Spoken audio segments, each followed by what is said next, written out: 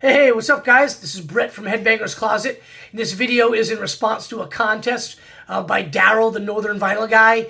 He did for his 1-year anniversary to the VC, which was back in January. But he did this video. It is a contest, and I wanted to enter it. It's over now. It was going for a long time, and I wanted to enter it. I just kind of got busy doing some stuff, but I wanted to enter it, and I really wasn't looking to win. So I'm kind of glad it's over now, and he's chosen a winner. But I wanted to enter it for two reasons. Number one, Daryl's a super cool dude. His channel, Northern Vinyl Guy, is really cool. He's got an awesome collection. He tells some really cool stories, and he's got the coolest theme song for his channel I've ever seen, right? Like, so it's one of those, like, it sounds like one of those AI things where you just, tell it, like, the style of music you want, and then you plug in the lyrics or what do you want it to say, and it spits out a tune. Anyway, I've watched a bunch of his videos. He's a great guy, but I gotta laugh every time because it is the coolest theme song to a channel I think I've ever heard, right? But so he's a really cool dude. And then the second reason I wanted to enter is because I thought the questions are really unique and interesting, and I kind of wanted to give my response to it. I have a theme going for this one. For all my responses, there's a kind of a theme, so we'll see if you guys at the end of the video can see what that theme is. But anyway, let's get right to it. Northern Vinyl Guy, Daryl, 1-year anniversary contest. Congratulations, man. That's a big accomplishment. So let's get right to the questions. Number one, share a song or lyric with unusual or unique word in it. I'm going to choose the song Pyroclastic Annihilation from Demolition Hammer's Epidemic of Violence, my favorite Demolition Hammer song off this album, Epidemic of Violence. And I'm going to just kind of read you the lyrics. It's basically just 2 verses. There's a lot of unique and interesting words in this tune, which is why I really like it. And I just love the way it flows, too. It's an awesome song. Check it out if you haven't heard it yet. Pyroclastic Annihilation, Demolition Hammer. Really cool stuff. And it goes, molten debris, volcanic ash, seas of boiling mud, suburelic forces exploding violently, pyroclastic matter, intense velocity. It goes, blistering jets of steam, suffocating noxious gas, incandescent surge, rhyolate monstrosity, expanding mass of lava and pumice, columns of smoke, solid sheet of flames, Pyric smile rupture, volcanic edifice, scintillating fissure, erupting orifice. A lot of cool, unusual, and unique words in that tune. Awesome stuff. Like I said, go check out that song. It's awesome. The whole album's great. The whole band's great. Check out everything they've done. You guys will not be disappointed.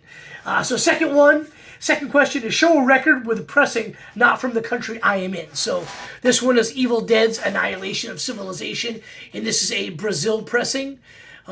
Awesome pressing, OG Brazil pressing, and this is kind of one of the reasons I chose this was number one because it wasn't from the country I was in, but it kind of goes along with one of the questions a little bit down the list, and I'll kind of get to that in a minute. But Evil Dead's Annihilation of Civilization, Brazil pressing.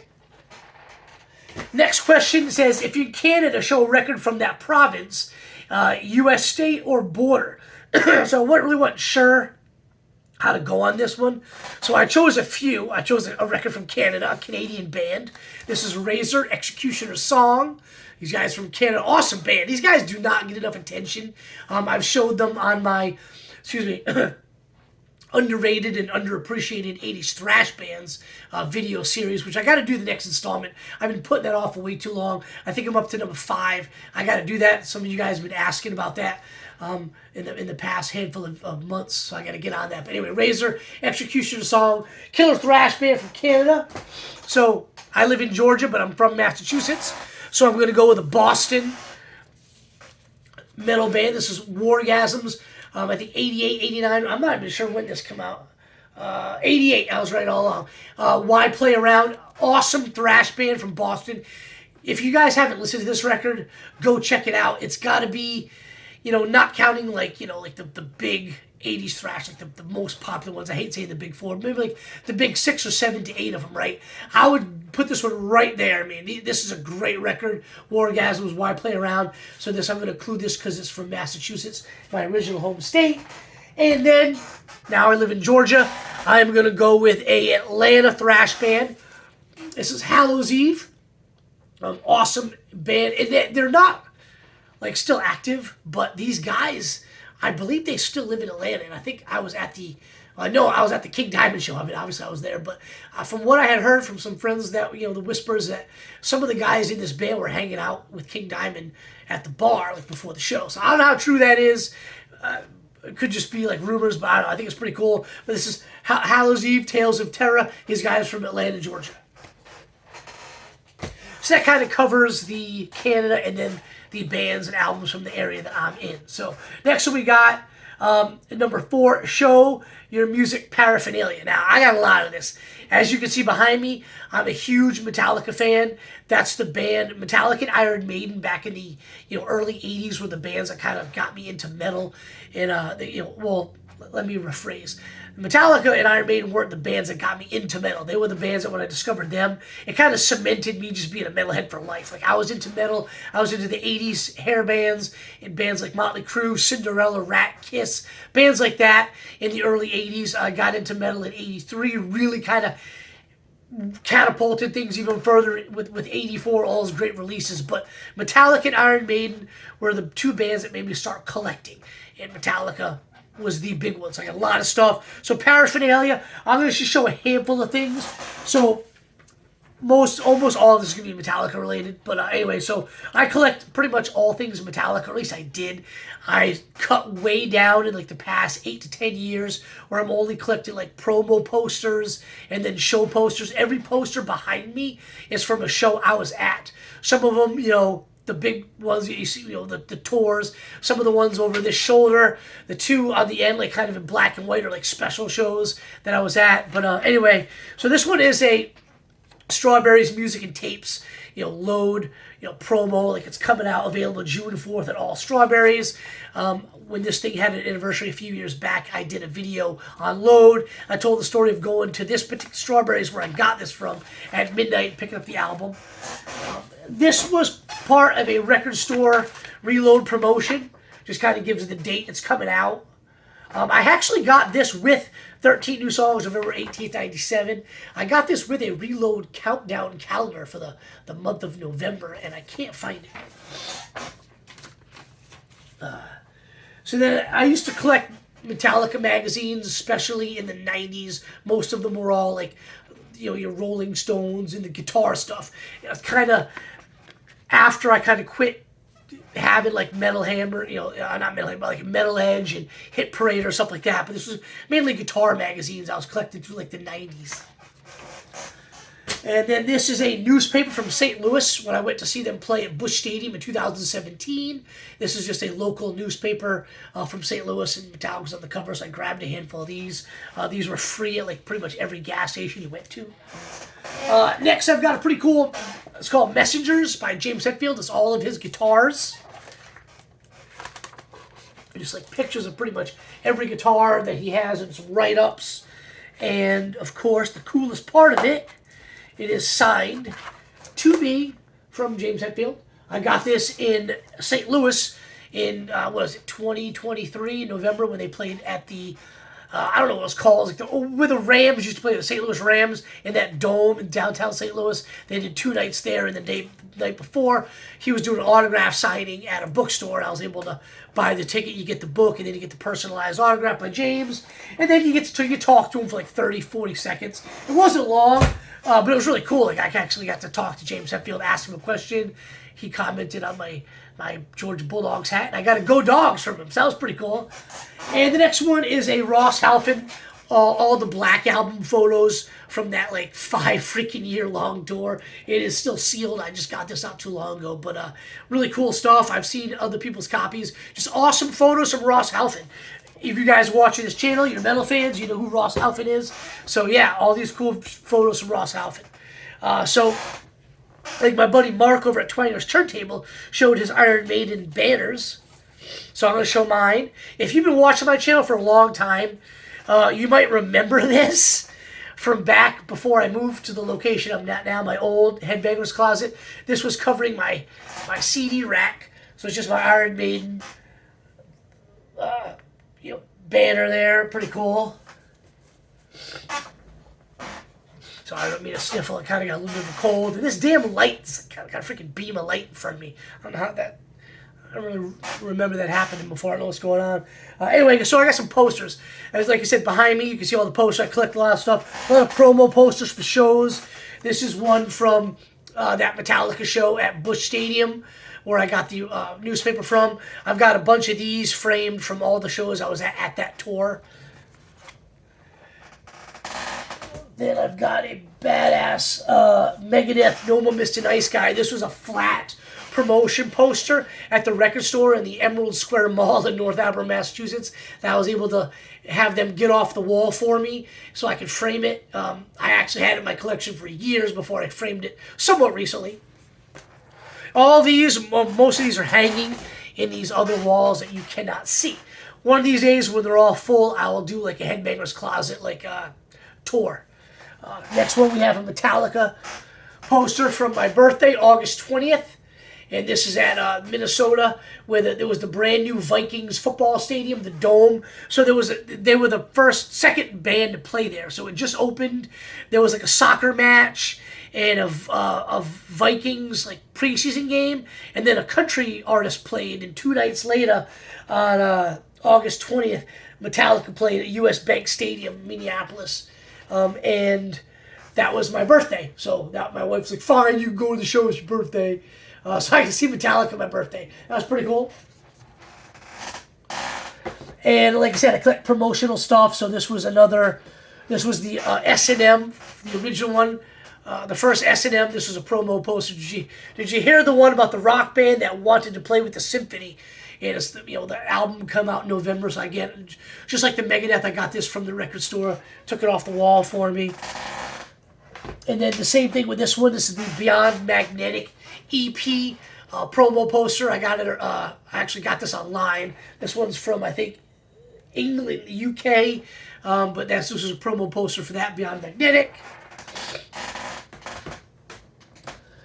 This is my Saint Anger, June 10th, Saint Anger promo poster that I had framed up. And then kind of getting away from Metallica for just a second. I got a couple more. This is my Haunt Trevor Church signed poster from one of his Allied Forces tour a couple of years back. Got him to sign the poster. Going to see Haunt this March with Satan and Hittin. Satan's the headliner, so hopefully I'll get to maybe get Trevor to sign something for that one. And this is my good buddy Joe Bradish knows I love early Sepultura, Cavalera era Sepultura, and he went to see the show where they did Bestial Devastation and Morbid Visions, and he got Max and Igor to sign this for me, and he was able to get this poster signed by both those guys for me at a meet and greet and sent it down to me. So I framed it up, hanging on the wall. So hopefully when I go see Cavalera with Necrot this March, I can maybe return the favor to my good buddy Joe. So that's my music paraphernalia. I got a few more stuff. There's no tickets anymore, so what I do is when I go to the shows, like I print out little Clash of the Titans with Creator and Sepultura and Death Angel. I just kind of print these things out because you don't get like ticket stubs anymore. So you get Overkill with Heathen and X-Water. There's got a few more in here. Havoc and Toxic Holocaust. Pretty cool stuff. I just print that out. Like these. These will all eventually be framed and go up on the wall in spots that have got room. All right, so next one we got is a show an 80s album. This is 1989's Destruction, Release from Agony. Awesome album. My favorite album from Destruction. Great band. Another one of those bands that, a lot of people say they like, but you never really hear too much about them. Nobody really, do like a deep dive in their album collection for Destruction. But great band. Awesome record. And question number 6. Discuss challenges and struggles of collecting money. Number 1, time. I'm almost 50 years old. I've got a lot of stuff. I'm kind of running out of space. This room I'm in now, the new Headbangers Closet, is much bigger than the old one, so I can put more stuff up. Hence the posters. If you, like said earlier, if you're watching my channels from earlier, in my 10-year, I guess, doing this, I started in 2020, so I've been doing, almost 4 years now. I didn't have a lot of room. So now I got more room. I can hang stuff up, and there's a lot of stuff you guys can't see. You can kind of only see what's behind me and kind of to the sides, but the walls are full, and this one in front of me will eventually be full. So just time, money, and then finding a place to put it, but I would say mostly money. So number 7 is name a grail I want in 2025. I mentioned this on my metal tag video. It doesn't have to be an OG, obviously. It could just be any repress or reissue, but it would be the debut album from Rigor Mortis. I just love that record, love that band, and it's one of the few bands and albums I really like that is missing from my collection completely. Like, I don't even have it on CD. So I like to get that in 2025, hopefully. You don't see too many of them pop up. You don't find them on Discogs or eBay. I've seen one on that online record store auction thing that they do every night, and Thursday night is the metal night. They had one, and it went for crazy money. And I was like, it was an OG, and I was like, I can't pay that kind of price for it. So number 8, show a record people would be shocked that I own. The only album that doesn't really fit the theme of this video, maybe you guys can figure out what that is, right? For a lot of you guys that know me, you know exactly what I'm talking about. But this album, people would probably be surprised I own, is Heart's Dreamboat Annie. I love Heart. I think they're a great band, excellent musicians. Really like them, and Nancy Wilson, great band. I kind of, I grew up in the 80s, so I grew up first with their hair band style stuff, how do I get to, so how do I get to a low or something like that? I don't remember what their tunes were. I didn't really like them back then, but my uncle would always play like classic rock, and it was, songs like Barracuda and Magic Band. I didn't know it was the same band until a few years later, but, I dig them. I don't really like the 80s stuff, like I said, but I dig the early stuff, and dude, like, you see some of those videos, like the videos from Barracuda and stuff on YouTube, they were like super hot, right? So anyway, Heart's Dreamboat Annie, great record. All right, last question. So this is a shout out to a non-music channel. So I'm really big into college football and hockey. I watched USA lose last night to Canada, which sucked.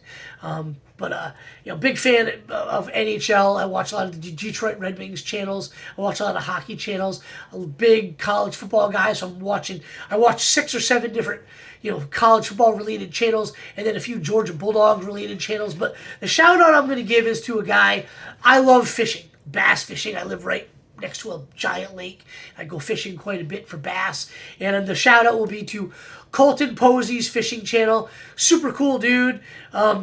He's from my neighboring state of Alabama, so a lot of the tips and tricks he has kind of pertain to me because I'm just right over the border, same geographic area, so whatever's working for him is probably going to work for me. So he's a really cool guy, always answers my questions because I'm really new at fishing, but I really enjoy it. So that's what the shout is going to be, Colton Posey's fishing channel. Really cool dude. So there you guys have it. Those are my answers to the questions with the theme. See if you guys can figure out what it is. But yeah, go check out Daryl, the Northern Vinyl guy. Super cool dude. Let's get him subbed up. Let's get his subscriptions jumping way up. He definitely deserves it. So appreciate you guys checking out the video. This one kind of ran a little long, I think, with the music paraphernalia. It kind of gets me thinking I probably got to do like a Metallica video sometime soon to kind of show a lot of the stuff that y'all can't see. But anyway, hope you guys dig it. Thanks for checking out the channel. I appreciate you guys, and I'll have another video for you guys very soon. Cheers, everybody.